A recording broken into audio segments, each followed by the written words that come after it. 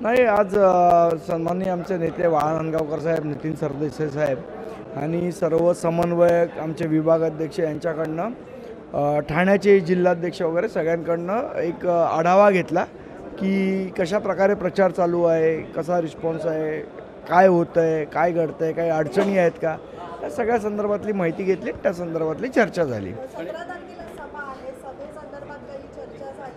निश्चितपणे 17 तारखेला छत्रपती शिवाजी महाराज पार्क मैदानावर सभा होणार आहे। महाराष्ट्र नवनिर्माण सेना आयोजित महायुतीची सभा ही होणार आहे। सगळे महायुतीचे नेते तिथे उपस्थित असतील। तर म्हणजे ना, आमचा अर्ज सर्वात पहिला अर्ज आहे, तर आम्हाला त्याची परवानगी मिळेल अशी आम्हाला खात्री। अमृत नोनी गॅस्ट्रिन, अपचन, ऍसिडिटी, गॅस्ट्रबल ह्यापैकी तुम्हाला कुठलाही गॅस्ट्रिक प्रॉब्लेम झाला, उपाय एकच, अमृत नोनी गॅस्ट्रिन।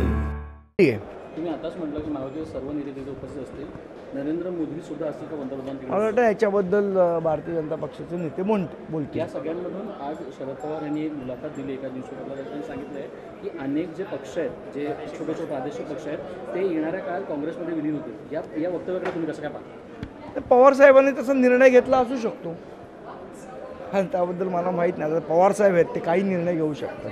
त्यांनी याच्या आधी पण त्यांचे पक्ष विलीन केलेत, काँग्रेसमध्ये परत बाहेर पडलेत, परत विलीन केलेत, त्याचा अनुभव त्यांना जास्ती आहे।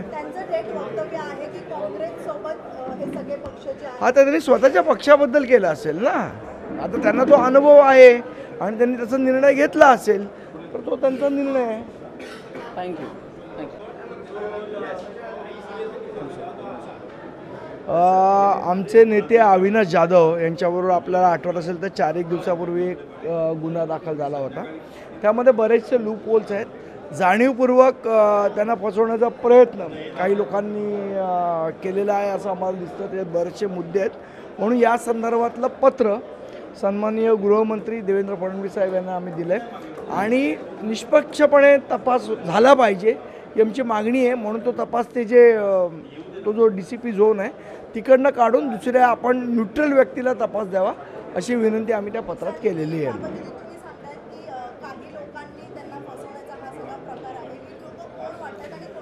नाही, मी आत्ता कोणाचं नाव घेणार नाही, चौकशी होऊ द्या, चौकशीमधनं सत्य बाहेर येईल तेव्हा आपण या विषयावर बोलू। थँक्यू।